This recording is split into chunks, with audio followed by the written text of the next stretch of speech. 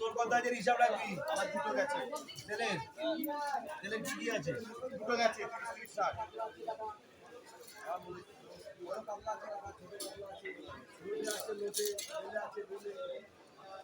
30-60 ইসের টাকা দিয়েছিল বাগদা চিংড়ির 500 টাকা লাস্টে দিয়েছিল বাগদা চিংড়ির টাকা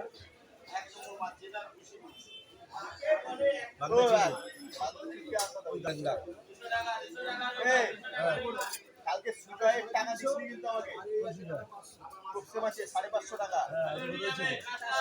এখন এই 500 টাকা দিচ্ছি মিডিয়াম পিস করো মিডিয়াম মিডিয়াম ওটা 200 টাকা করে 1 কিলো নিলে 180